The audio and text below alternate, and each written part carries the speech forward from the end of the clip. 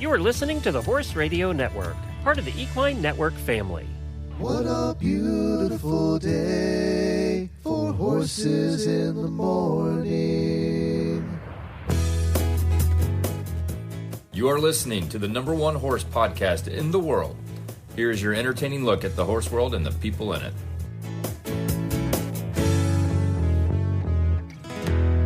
Well, I'm Glenn the Geek from Ocala, Florida.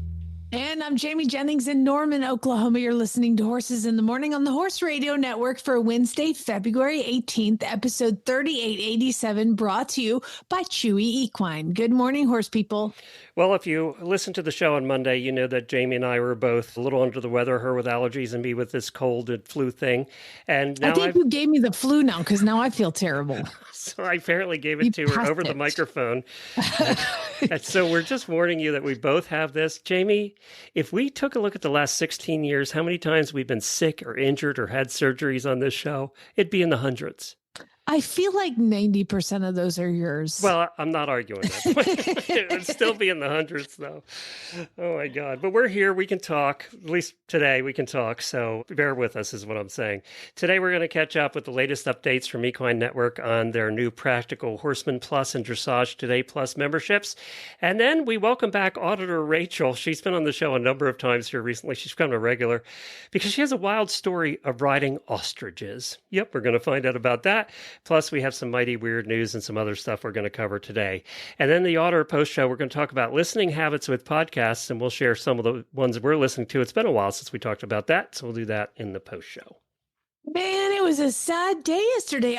We lost a classic actor. I mean, Gus was just the person that I looked up to, and that is Robert Duvall, and his character in Lonesome Dove was Gus. And obviously, I know him from The Godfather. See, I've never seen The Godfather, and it's like a point of pride. I've never seen Lonesome Dove. So oh, God, you have to see Lonesome Dove. Secondhand Lions was a great movie. He was in Days of Thunder, and he was also in this movie called The Natural. Do you remember that movie? Yes, I do remember that movie. So he was in, Robert Duvall was a sports writer in The Natural. And to me, growing up, and then that was just like such a classic movie with Robert Redford, you know. And I had a boyfriend when I lived in Atlanta, who was super into baseball. And so Robert Duvall was making the rounds and was doing some media and was coming in to our studio. Oh, wow. And to like sit down and do an interview. It was right when he married his current wife, and they did a movie about ballroom dancing or something, whatever. So he's sitting there and he is the Robert Duvall you think he's going to be, fairly grumpy. And so in the movie, when he plays this sports writer, Robert Redford is a pitcher. And his name is Roy Hobbs. And so that is like burned into my brain. And my boyfriend at the time was like, oh my God. He was a college baseball player. He was like, will you please get him to sign an autograph for me? And I was like, sure. And he was like, all I wanted to say is, to the greatest pitcher I've ever seen since Roy Hobbs. And I was like, okay, you know, that's not embarrassing. I'm not embarrassing at all. But Robert Duvall's sitting there, and I was like, can I please ask you a question? Will you please write an autograph and just say, to the greatest pitcher I've ever seen since Roy Hobbs? And he's like, okay. So he comes out and he writes, to the greatest pitcher I've ever seen since Roy Hobbs, Robert Duvall. And he looks at me and hands it to me, and he goes, can you edit this if I curse? Because he said it. Can you beep it? Or do you want me to just leave it blank? Because it's so funny. Can you edit it? Or Glenn, I'm asking you a real question. Oh, I thought he was asking you that question. No, I'm asking you this question. Can you beep something? Yes. Okay. Yeah. So he writes all that out, and he hands me the piece of paper, and I read it, and I'm like, to the greatest pitcher I've ever seen since Roy Hobbs, Robert Duvall. And he hands me the autograph, and he looks at me and he goes, who the fuck is Roy Hobbs?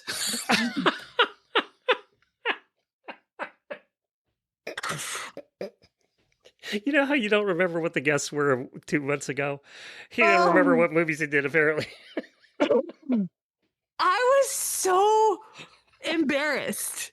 I was just mortified. And I was like, it's Robert Redford's character in The Natural. And he just like turned around and walked out. You've had more awkward encounters with celebrities than anybody ever. Awkward. And I went back to the boyfriend, I handed him the piece of paper, and I was like, screw you. Never do anything for you again. You've had more awkward. Nobody's had as many awkward moments as you. I am sweating right now telling this story. It was so embarrassing.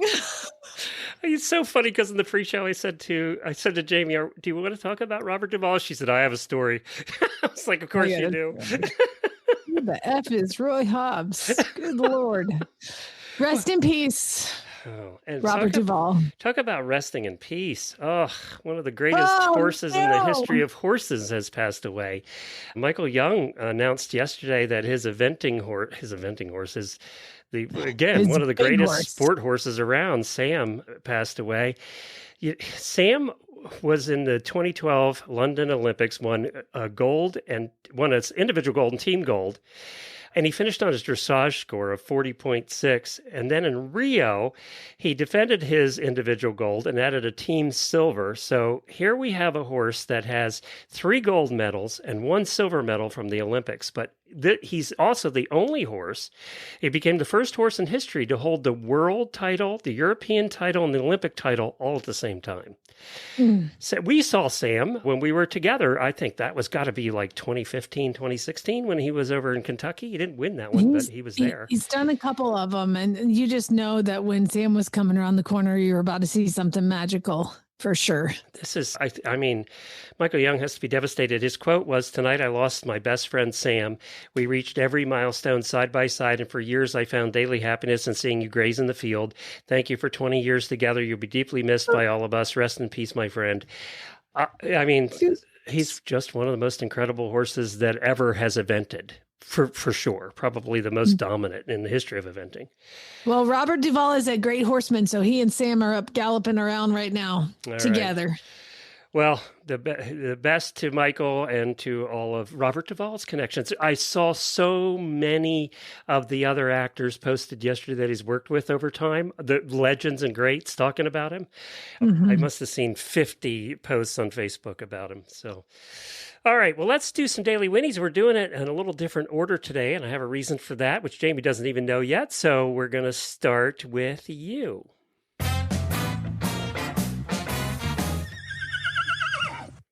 I am living in a glass cage of anxiety, Glenn. I'm just on edge. Okay, so you guys know that I bought a horse last week in Bakersfield, California, and he was supposed to ship to me on Monday. And then they called me. I'm like, I had to text, and I was like, "Hey, how'd it go? Is he on?" "No, we're gonna have to do it tomorrow." So yesterday, I'm like, "Is he on?" They're like, "No, we're gonna have to do it Wednesday." Because there's been apparently you can't do anything when it rains in California. It's like a whole thing. So then I get a text last night that said, "No, he's now leaving on Thursday." So I don't know this shipper. This is not my hauler. This is who they use all the time. And it's a big company. And I checked out the DOT numbers and everything, but I'm still nervous because I don't know this company. So I called the broker again. This poor guy has earned every dime of working with me. Okay. Because I'm like, "Jesus, where's my horse?" Jesus' last comment to Jamie is going to be, "Lose my number." Please go away. Please go away. Okay. I'm trying to find the text message string of me writing letters to the seller and also writing text messages to the broker. And I was like, "Hi, so my horse was supposed to ship out Monday and then today. And then now they're saying tomorrow. Because of the rain, should I find another hauler?" Okay. They just called and it was the transporter was delayed because of the rain. "I don't think you need to hire another shipper," but he just called the shipper. The seller just called the shipper and he's coming on Thursday. "I know it's a day by day changing thing. We had a heavy rainfall yesterday and supposed to continue for a few days. Jubiloso is fine with being there and the seller is fine with him being there until pickup. But yes, days are changed for his safety." Thank you, but I'm just super nervous because I don't know the shipper. We have used him for years. It is a rain delay. Just being cautious. You don't have to worry. So you know how I say, worried? you know, my biggest piece of advice in business is fire your worst client every year. He's firing your ass. That's okay. I don't plan on flying back to Bakersfield and buying another Andalusian dream horse like anytime soon. Hopefully this is the last horse. Don't make me laugh. I'm going to cough. So if you too want to purchase an Andalusian that is fairly young and wild and in California, you call it Caballos Jesus Carrera. Don't tell him that Jamie sent you. That won't help. Yeah, don't tell him. His commission will triple.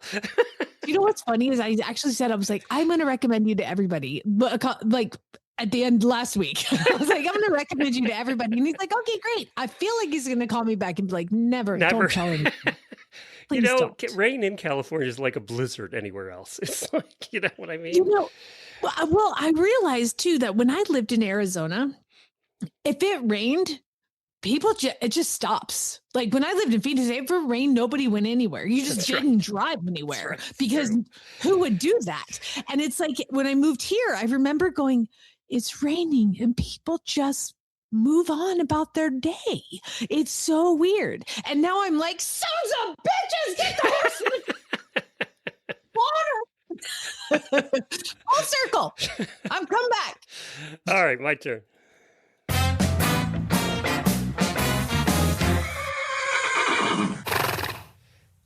From the podcast to the barn, here's some hidden birthday wishes to keep you warm. Happy birthday, friends. I shortened it up a little bit. I like it now. I really like it now. It's shortened. Do you? Yes. All right. So happy birthday. God, I think this guy this particular auditor gets mentioned more on our show than anybody else. Clark Barton, who we talked about on Monday. It's his birthday. Happy birthday, Clark. And also Jessica Shannon. Happy birthday to both of you. All right. So one of the auditors posted this. I don't think you saw it. They posted this in the auditor room, and I have to play it. It was a video on Facebook, and it's by a woman named Katie Van Slyke. And Katie does some fun videos. She has a little bit of a following too, but she has minis and horses and things. But this, I was going to set the scene because you can't see it. So she's in a stall with an adorable, overly friendly foal and mama. Okay, so she's hanging out in the stall with this foal and mama, and I want you to hang with it. And you're going to see why I play it after about 30 to 40 seconds, okay? Okay. So hang with it. He got in trouble by his mom for being too friendly with the humans, and now he's standing in the corner. Oh, just kidding. He's back. She got so mad at him for crawling all over everybody, and then it's like, oh, he got scolded. Anywho, this video is about your name, because I've been needing something to call you for days. And I kept trying to call you different things, and I didn't know if I was going to go with the Cocoa theme, right? And do like Cocoa Bean, Cocoa Puff, Cocoa Pebbles. I didn't know. Or whether we're going to go with our Mean Girls theme. Because for those that don't know, ever since I've had miniature horses, I started off with a Mean Girls theme, the movie Mean Girls. So we started with Regina, Karen, and Gretchen, and then we added Janice, and then we added Coco because of Glenn Coco. When Regina had a baby, his name was George, Regina George. So we've been trying to figure it out, and we've come to a decision. So I would like to introduce you. Okay, are we done? Are we going to have a little moment where you can tell them your name? I would like to introduce you to Glenn. I went with the theme. I just couldn't not, guys. Like, yeah, he is cute. And everyone's like, he's too cute to be Glenn, which I think is super offensive to all the Glens out there. Yes! But if we were calling Glenn a not cute boy name, what better baby than the solid red colt when I wanted a Pinto filly, Like, he came out being a Glenn. Rachel, is your dad going to take offense? So anyway, it's now Glenn and Coco. Yes, I take offense. By the Glenn's way, not a hot guy name. Sorry, buddy. the comments brutalized Glenn. The name Glenn got brutalized in the comments. Some liked it, but then there were a lot of them like, yep, looks like a Glenn. And this is a cute baby. He was chewing all over her the whole time. I'll post a link to this video. I'm going to get Katie on and we're going to talk. Because as somebody who tried to breed a black colt for a million years and kept getting red fillies, and all that black filly, I get it. I get it. You're lucky she didn't name a disappointment. All right. If anybody knows Katie, tell her that I want her on the show. Okay. I'm going to reach out to her, but tell her that she needs to come on the show because I need to discuss this name with her. I'm glad she named them cute baby Glenn Powell is super hot. So you know what, Katie, if he grows up and he's really attractive and an awesome horse, you can call him Glenn Powell. And if he stays weird, Glenn Hebert. Well, now you know his last name will change on the daily. All right, tell us about Chewy, and then we're going to go to our first guest. You can trust Chewy with all the dogs and cats in your house. See how Chewy can help you care for all the horses in your barn. Chewy brings you trusted brands like Purina, Farnham, Cosequin, Weatherbeeta, and hundreds more delivered straight to you. From feed and supplements to seasonal care and prescriptions, Chewy makes life with horses easier with fast shipping and everything you need at your fingertips. Buy it all at once and put it on auto ship to keep the essentials arriving right on time. Shop now at chewy.com/equine. Well, our first guest up today is our old friend Marla, who's president of data and content from Equine Network, and she's also our boss. And she's on here to talk about some exciting things happening over at Equine Network. Hey, Marla. Hey, good morning. Thank you for having me today. It's good to have you on. I miss you because now that Ashley's the boss, I don't get to talk to you as much anymore. You and I just need to catch up about non-work stuff one of these days. I think that sounds like a great plan. I miss our long, detailed conversations about nothing. I'm sure she does too, Glenn. I'm sure that's right at the top of her list. Like, I just miss it when he calls me and talks about nothing. She was so happy to get rid of me. Now Ashley. Not true. Now Ashley has to put up with me. So Equine Network's doing some fun stuff. Tell us about it. We are launching a new membership program, and it will be applicable to our Practical Horsemen and our Dressage Today customers. Now, the great news, and I have to start off by saying this, is that all of the great content that the readers are used to seeing on practicalhorsemen.com and dressagetoday.com will continue. It's still there. All the training content, the competition coverage, the horse health, rider wellness, podcasts, it's all still available for free with no major changes. The only enhancement that you'll see when you log into the site is that it has a refreshed look and it's definitely more mobile friendly. The exciting part comes from the new content that we've added to both of these websites. And you can indicate or you can see this content on the website by looking for the little icons that look like a PH and a plus symbol and a DT and a plus symbol, depending upon which site you're on, Practical Horsemen or Dressage Today.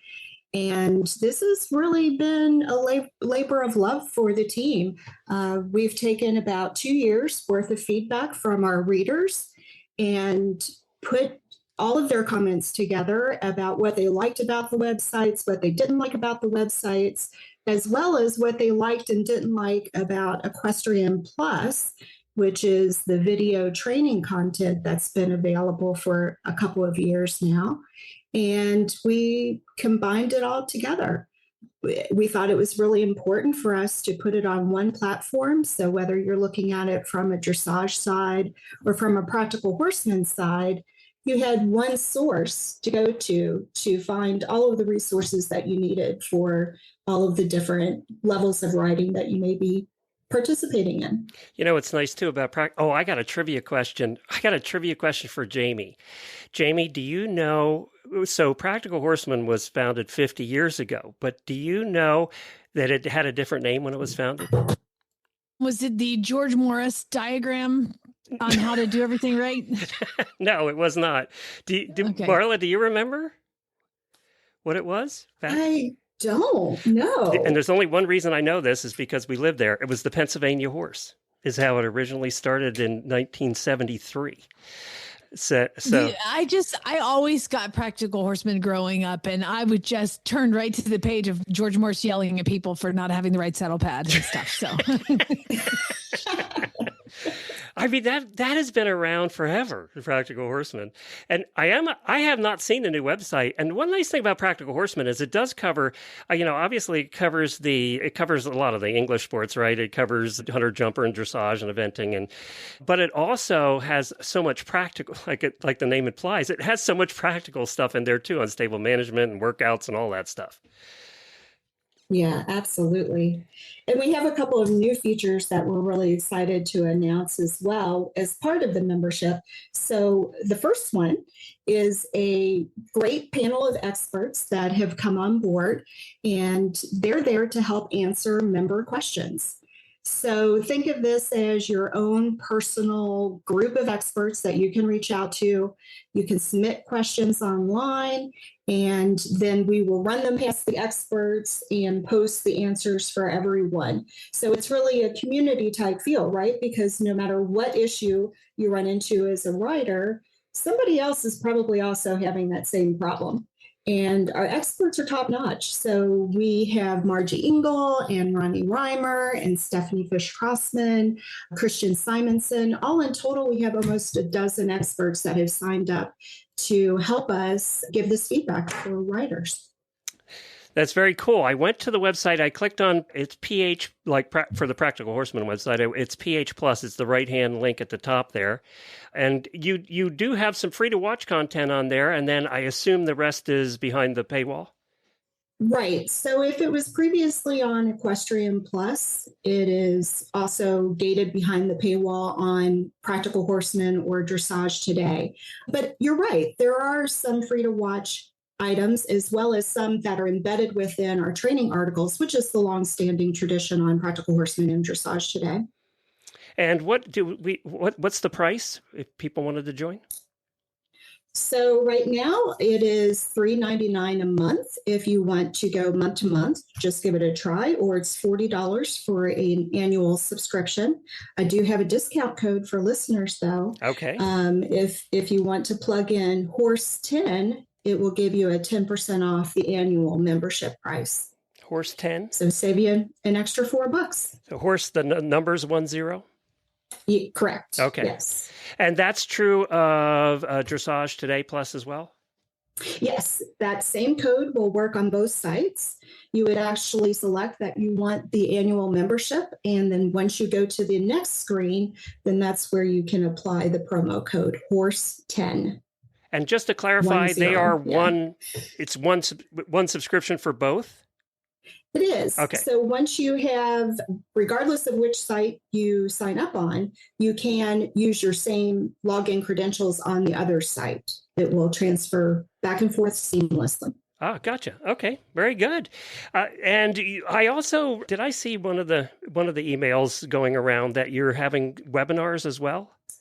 We are. As a matter of fact, we are launching the first webinar tonight at 8 p.m., and it is a member-only benefit as well. You can sign up to ask a question while the webinar is going on, and then you can also receive, once you've signed up, then you'll receive notifications as soon as the posting or the recording is posted. So if you want to go back and refer to it again, you can. So tonight we have on Christy Seymour. She is a lifelong equestrian as well as a licensed clinical therapist.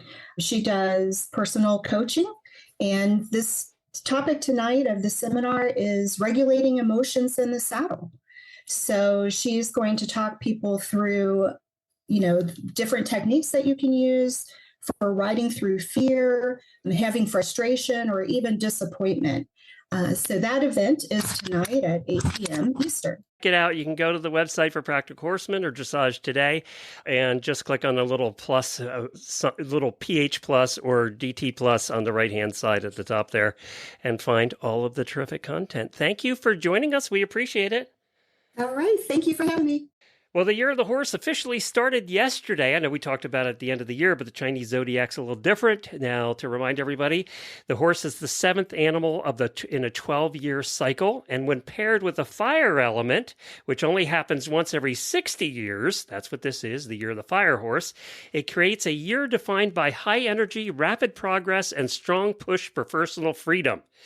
This year favors bold action, authentic self-expression. We don't do that at all. We've never done that. We have to start that this year. And pursuing what truly ignites your passion. Fire horse energy is confident, free-spirited, and transformative. So there you go. Apparently, we're supposed to take calculated risks and gallop toward our biggest goals. Doesn't this kind of go along with, you're marching toward death? Kind of does, right? I guess, and with all of this year of the horse, I was like, what year of animal am I? Am I born in the year of the horse? And no, I was born in the year of the snake. Okay. And I would like to tell you that I'm calling BS on all of this because the personality traits of the people born in the year of the snake is thoughtful, analytical, quiet, intuitive, calculated, introspective, patient rather than rash decisions. I'm not any of those. No, I think you were born in the wrong year. Like, wait, no, I don't. No rash decision. They're not talking about me. Mine kind of fits, though. I just looked mine up. Mine was the year of the water tiger, and that means powerful, adventurous, confident, and sometimes rebellious or impulsive. Well, I got that down. Strong-willed, brave, and natural leader. Well, there we go. I'll take water tiger over snake. I've never heard of a water tiger. I don't know. I mean, I guess they tiger do that swims. swim across the river sometimes, but. All right. So remember, we're marching toward death. Go out and be bold. That's what I got out of that whole conversation. So common misconceptions, snake are usually they're thought of as negative, while sometimes associated with cunning or secrecy. The snake is generally viewed positively in Chinese culture, representing charm and grace. Thank you. There you go. Obviously. You win at the end. I'm so graceful and charming. Ask your broker whether he thinks you're graceful and charming. Hey, Jesus, what do you think? All right, let's go to our next guest. Well, I'm so excited to have our next guest on because this is just kind of bizarre. Hi, Rachel. Thank you for joining us. Hello, friends. I'm happy to be here. Now, Rachel Briggs is one of our auditors, and she lives in East Tennessee. And I guess Glenn recently asked a question on the auditor Facebook page, and it was name one thing that you've done that you don't think anyone else has done in the page. And you wrote, what did you write? I wrote that I used to ride ostriches. Okay, that's not normal. No. And that sometimes when you read something, you have more questions than answers. And this was one of those moments where we're like, we have more questions. So please enlighten us. Yeah, absolutely. This is actually like my fun fact I share for like ice-breaking activities for like work events and stuff is that I used to be a professional racing ostrich jockey. Never knew I was going to get to do that. But I used to work at Dolly Parton Stampede back around 2013 through 2017-ish while I was in college at the University of Tennessee. And at the first season I entered was the last season we had birds, big birds anyway. Okay. I if I'm thinking of Dolly Parton and her Stampede, I'm not thinking giant birds. Like it's just not what comes to top of mind. So explain further, please. Yeah, there used to be an act back in the day, and they did this at multiple locations too. I'm pretty sure they used to do it back in Myrtle Beach. I don't know if they had birds in Orlando back in the day. Definitely did it in Branson and then in Pigeon Forge. It's since been replaced with a little racing mini act where Skeeter, the comedian, brings in some mini horses. They act like they're big and scary, and then they come out and they're mini horses with little dummies on them. But prior to that, it was ostriches that we rode 2 heats of racing ostriches. So yeah, I didn't get any kind of crazy training on it. There was kind of like a weight limit and I had got hired and I was waiting to get into some of the acts because as a rider, when you used to come back in, you had to be and learn all of the dance acts, like be in the dance acts before you were allowed to be in the riding acts. The riding acts were like a privilege back then. You had to fight for a spot to be in the riding acts because we were all pretty much horseback riders back then. Now, since they kind of added some more dancers in there and things like that, but I had to learn how to do the dance act. So in the midst of that, my first couple weeks there, there's a big whiteboard in the back that has all the acts in chronological order, and that's how they write who's doing what act.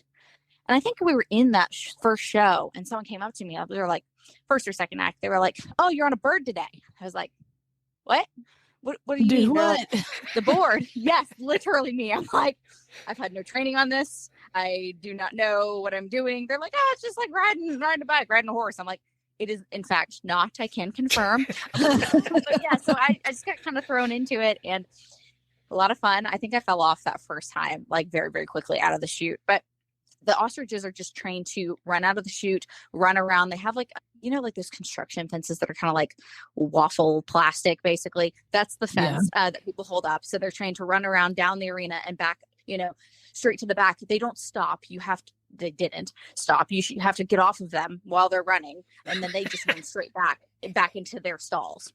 So that sounds safe. Quite the experience.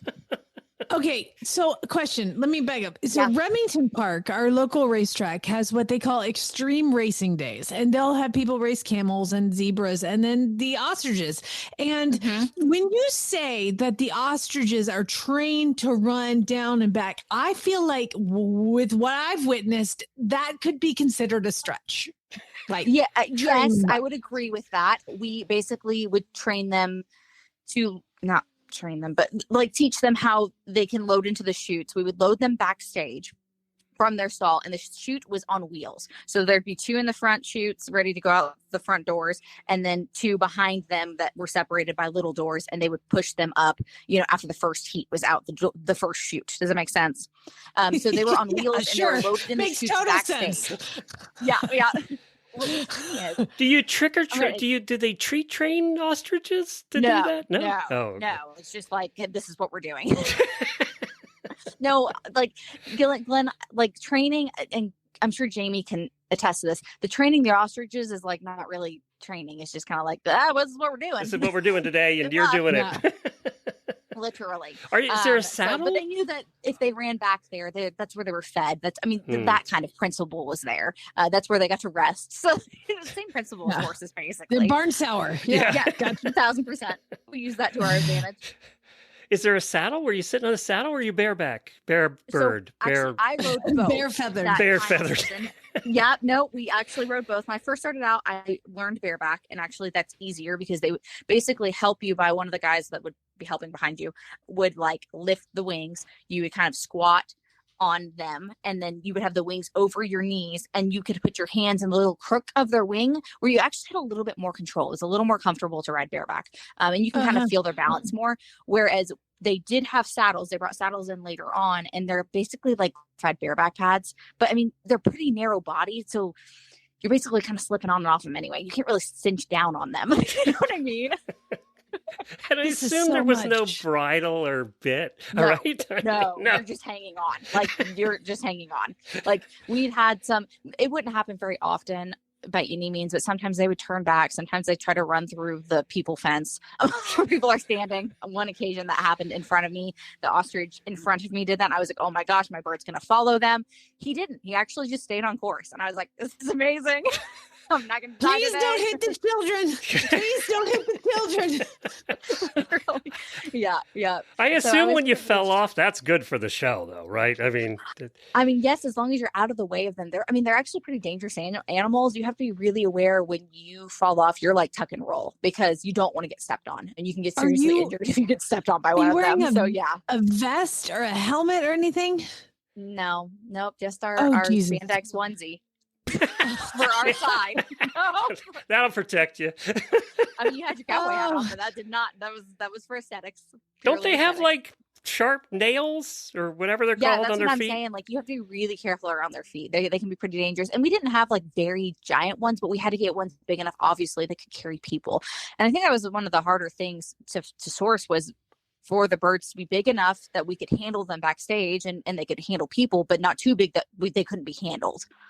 God, did Dolly Stampede always have a problem with PETA showing up at the door? I think that's why they were so strict back then about like social media and like posting. And that's one of the biggest regrets I have is I don't have a single picture or video of me riding ostriches from that time. I don't think Jordan does either. And my husband, you guys have interviewed him before too. He also rode ostriches. He's a tall dude. Yeah, but he's so skinny. He was under the weight limit. He's a spring bean. He's so tall. He's taller than I am. Yeah, he's 6'2". All right, Jamie, is this something you try? I mean, when I was younger, I'd have done anything. Fun. I was going to say, It was a lot of fun. It was an adrenaline rush. Like when I first got on a bird, I was like, this is scary, but it got to be very fun. It got to be where like they, announce your name, you're for the South Side, you're waving, whatever, you get on your bird and you're like, this is insane. What am I even doing? But it was a lot of fun. I was only minorly bummed when they got rid of them because like, again, who gets to do that? Like it was very fun. Definitely, you were the only one, like I asked. So that's a very unique icebreaker. Like Glenn, when you are trying to do an icebreaker, like if somebody says, okay, what is the one thing you've done that nobody can do? Or what's the one weird thing that you can do? What do you say? I got lost in a cave while spelunking. Okay. Yeah, that's the reaction I get every time. That sounds terrifying. Yeah, exactly. Because people take a second to process that, and then they go, "Well, he's still here, so he didn't die." That's what goes through your mind when somebody says something like that. It's like, gotcha. Well, y'all are some interesting people. Wait, what else have you written that's really weird? Anything else? No. Okay. I mean, there was. That was such a place where I got to do so many things that I never got to do. I got to learn how to drive wagons there, dance. We were not dancers prior to that, but you had to do it all there. I got to work with pyro, so many things like that in that job specifically that I would have never. We've been to that show probably 5 times. We've been at Pigeon Forge, and we also were at Myrtle Beach. So we've been to that show many, many times. Absolutely love the show. It's so much fun. Jamie, if you ever get to the mountains of Tennessee there, Gatlinburg, Pigeon Forge, you have to go to the show. It's required. And they do so many cool horse things there. It's so much fun. And apparently cool ostrich things. So Rachel, don't go looking for that. They don't have them anymore. We were, like I said, we were the You have minis now. That's even better, right? Yes. You have minis. Yes. So the minis are cool too. Way easier. Much. Can confirm. All right, Rachel. Well, thank you so much for joining us and sharing your interesting story. Want to reach a passionate, engaged audience of horse lovers? The Horse Radio Network, with thousands of listeners worldwide, offers unique sponsorship opportunities to connect your brand with horse owners, riders, and enthusiasts. Over 90% of our listeners have bought a product from a HRN ad in the past year. Partner with HRN and take your brand to the next level. Visit www.horseradionetwork.com/advertise today. Hey, so Jamie, there was a study that just came out about REM sleep in horses. Did you see this? No. Okay, so REM sleep, I kind of knew what REM sleep is, but I looked it up to get the technical terms. So REM sleep is the active stage of sleep where your brain is nearly as busy as it is when you're awake, even though your body is essentially paralyzed. So it's kind of the deepest sleep, but it's the 4th and final stage of a sleep cycle. Think of it as a mental maintenance phase of your night. While deep sleep focuses on repairing your physical body, REM sleep focuses on repairing your mind.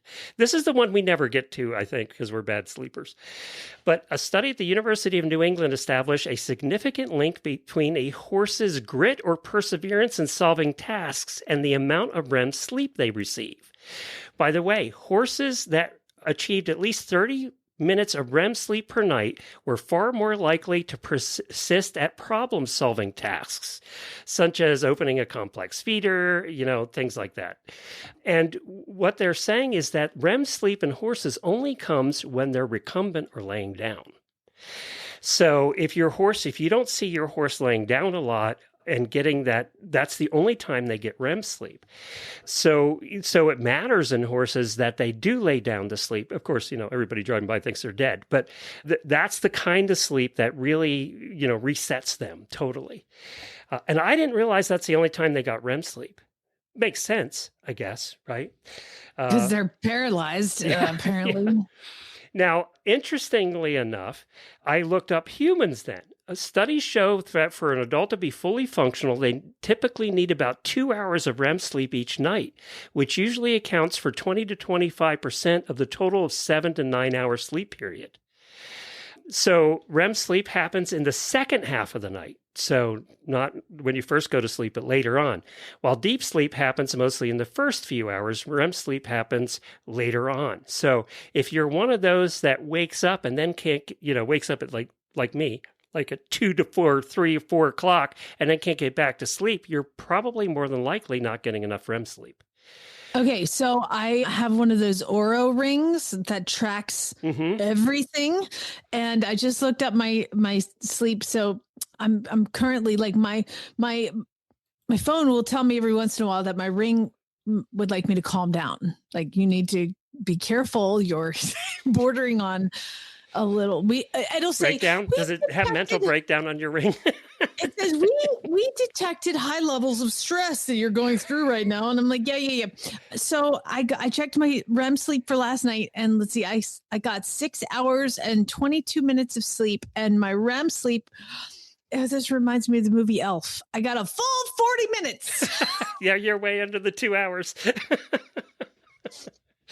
By the way, for horses, why this is important is it suggests that for sport horses or horses in training for high-level sport, recumbent sleep is just as critical for performance as their physical conditioning. So what they're saying is when you go to competitions, they should have a stall that's big enough that they can lay down to sleep or feel comfortable to lay down to sleep. Because if they can't do that, then they're not getting their REM sleep, and it's going to affect their performance. So I just found that fascinating and very interesting because we don't think about how horses sleep, right? So. Do you know how much REM sleep I got on Sunday? No. 9 minutes. That's not good. That's not good.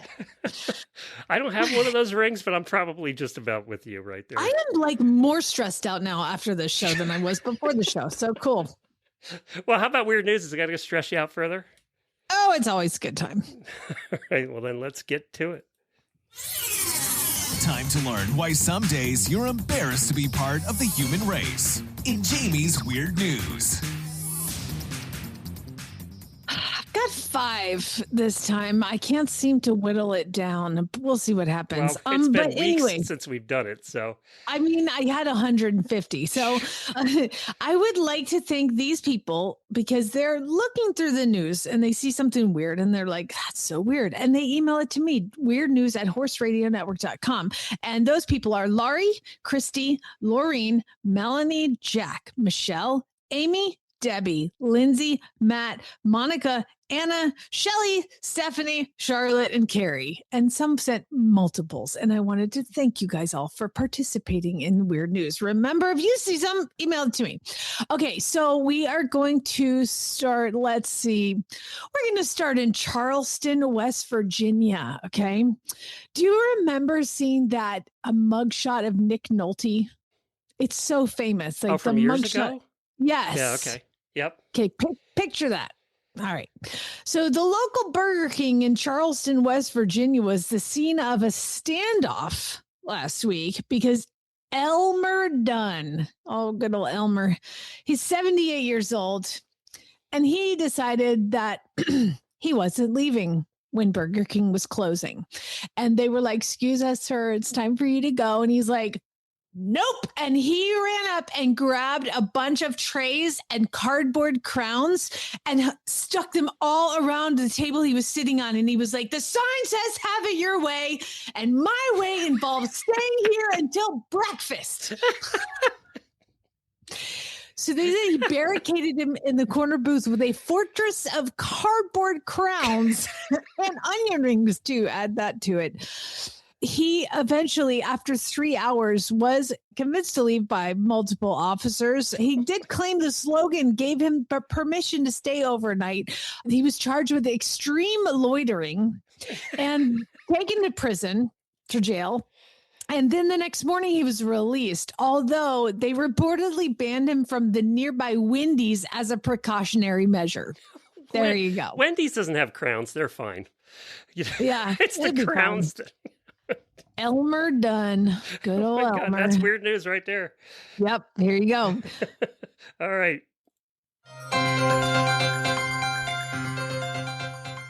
All right, so there's a heavyweight fight with a boxer named Jarrell Miller, and he was in the middle of a fight. He's 37 years old, okay? And he is in a heavyweight boxing match, and he's getting punch. And his hair came off. He was wearing a hairpiece. Now, who wears a hairpiece during a boxing match? That doesn't sound... Well, I will explain since you have questions. So that the hairpiece was like falling halfway off, like it was only glued half on and was like hanging down in his face, and he's got the boxing gloves on. So what does he do? He reaches up, he grabs it off of his head, and he flings it into the crowd. Oh God. And so his nasty hairpiece sweaty, gross, glue-stained hairpiece landed on somebody, and I guess they got to take it home. And then after it was over, in the post-fight interview, which, by the way, he ended up winning. Way to go. They said, so your hair came off. And he's like, and there's a picture of him. And the picture is, he's got hair in the front and all around the sides, like a whole full circle, and the whole top middle part is bald in the picture. And so they said, what happened? And he said, well, I get to my mama's house and she has some shampoo bottles on the table. So I went and took a shower and I shampooed, and turned out it was ammonium bleach, and I lost my hair 2 days ago. Oh my God. He said, so I called my manager and said, get me one of them mains, and I slapped it on real quick. You have some weird news today. Yeah. Do you know why he won? I think I know why he won. Do you know when that happens, you can't stop looking at that hair? His opponent was just watching his hair slide off his head. He couldn't stop looking at it. Wasn't focused on the fight. Got punched right in the face. Just punched right in the face. Everybody in the audience, all they were looking at was his hair. That's true. It's very true. Now, this is a couple weeks old, but I really felt like I asked Chad, I was like, have you heard of this? And he said, no, I've heard of it all over the place, and we'll see what you think. Have you heard about the ski jumping scandal of 2026 Olympics? I saw that. Well, there's been a bunch of scandals, hasn't there, at the Olympics? Yeah, this is not the curling one. This is the ski jumping scandal. There was a skating one and all kinds of scandals. Okay, well, are you sitting down? Yeah, you should sit down and cross your legs. Okay, because what's happened, and allegations have emerged regarding male ski jumpers at the Winter Olympics potentially injecting hyaluronic acid into their penises to increase size. This alleged, unproven, and not banned practice aims to create a tighter, more aerodynamic suit measurement, allowing for larger suits and more competitive jumps. So basically what happens, because I had to really learn about this, I got really in. By increasing genital circumference via injections, athletes can then secure a larger suit measurement from the officials, increasing the surface area for lift. So they make their ding-dongs bigger, so they get a bigger suit. And it's like, so when they jump up in the air, they actually stay in the air longer, like it's like a little parachute. So they're using cosmetic filler in their wieners, and it's not illegal to do that. It's not a banned substance. So apparently, if you get like 2 to 3 inches, it adds 5 to 6 yards to your jump. So they are making their wieners bigger. I'm just thinking this is all AI and made up. I'm not buying this one at all. Okay, well, it's sold. Nor do I want to buy it. The thought of it is just I'm moving on. Can we get back to the Burger King crowns? Yeah. So let's see. Let's go to, just real quick. This is in Staunton, Wisconsin. Police department kept getting calls about feces in a public park on the walking path. There was poop. And then they would walk down a little further and find used toilet paper. And so they're like, there's some human that is pooping in the park. So what did they do? They launched heat-seeking drones and trail cameras to identify the serial pooper. So it was determined a pattern using the trail cameras. They found it, and then they noted that the person would use the restroom in the park during early morning hours. So what they did was they sent up a heat-seeking drone, and in those early morning hours, they caught the person. Who do you think it was? It was just a 46-year-old woman who was not homeless and apparently, allegedly, does not have mental health concerns. But they said when we first learned of it, we thought it would be an isolated incident, but people kept complaining. We realized it wasn't going away. And there is a public restroom in the park. So I don't know. She has a home? She just leaves home to go do this? You know what? That's why it's called Weird News, Glenn. You got some weird news today, boy. This is the weirdest of weird days we've ever had. It's a bunch of weird. I got one more for you, though. Okay. Because we have to end in Florida. Okay. There's a guy named Anthony Sapienza and his wife, Julianne Sapienza. And they are gamers, Glenn. And by gamers, I mean pickleball gamers. They are members of the Spruce Creek Country Club in Port Orange. It's about 57 miles northeast of Orlando. And last Sunday, they had a match Sunday morning, 11 a.m., which erupted into officers being dispatched to the scene because Anthony and his wife, Julianne, were playing a couple that both people were in their 70s. And so he's 68 and she's like 51. So way to go, dude. So they're playing pickleball. And I guess, have you ever played pickleball? I've played it once. Okay. There's like a kitchen, and that's apparently a place that nobody's supposed to stand. Right. Okay. I think it's near the net. Yeah. Yeah. The match got, quote, heated after Anthony Sapienza accused his opponent of crossing into the kitchen, a restricted area of the court. And then the team started exchanging verbal insults. And then Anthony took it a little farther and started insulting the guy's wife with some very nasty slurs. And the 70-year-old man walks up to him and goes, "You can't talk to my wife that way." And he goes, boom, punches him in the face, and then whacks him in the face with this pickleball thing and slices his face. There's like blood everywhere on this pickleball court because we know face wounds bleed a lot. So then somebody calls 911. By the time the police got there, it is 20 people on the court having a complete brawl. This had to be in the Villages. Creek Country Club in Port Orange. Now, Anthony and his wife, Julianne, had bailed. Like, they saw everybody getting crazy and they got in their car and they drove home real quick. Well, it turned out, by the way, the brawl started because some other 70-plus-year-old men tried to break up the fight. And then Anthony started punching them too.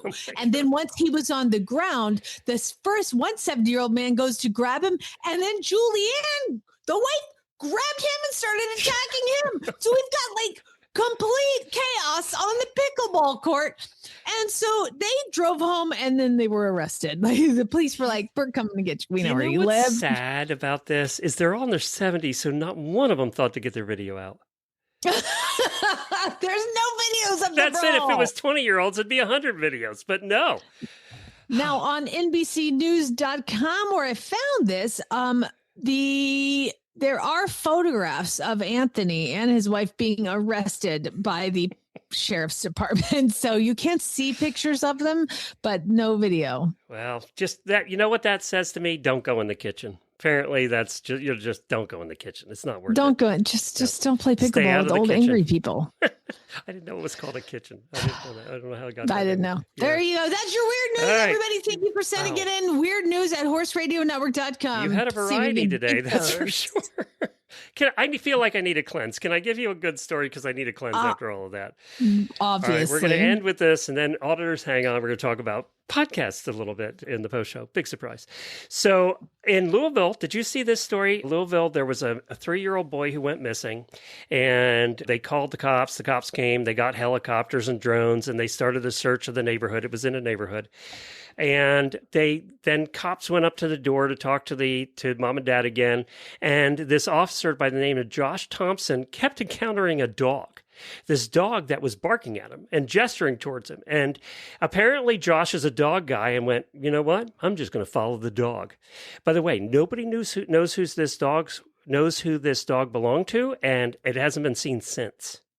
Keep that in mind. I did see this story. That's so cool. So he has this body cam footage. This does have video. So he sees the dog barking. It's this little mutt dog, and it's barking and barking, and he decides to follow the dog. And the dog guided him to the back of a property where the dog sat down next to a vehicle. And what happened was the officers saw the kid was in the back seat of the vehicle with the child locks were on. So he couldn't get out. Remember, he's 3 years old. So the officers were able to talk to him and tell him how to unlock the child locks, crawl over the seat and unlock the child locks, and they managed to get him out. But it was the dog that saved him, and they don't know whose dog it was. It wasn't this kid's dog. It wasn't a neighbor's dog. They don't know. Oh, my gosh. Put an APB up for that dog. Isn't that That's something? so great. Yeah. Yeah. So It's like, divine Timmy. intervention there is what I'm thinking. Lassie, Timmy's in the well? Yes. Show me where. Yes. And when you see the video, you can look this up and you'll find the video. When you see the body cam video, it looks like Lassie saying, hey, come here. Follow me. I'll help you out here. Well, good for the officer for actually, paying listening attention to the dog and paying attention. I wonder if the officer had some relationship to the canine officers, if that's why he was tuned to that. But there you go. So there's my happy story to cleanse the woman and the 70-year-olds and all. All the things. We'll see y'all on Friday. Get your bads at it, Jennifer at horseradionetwork.com.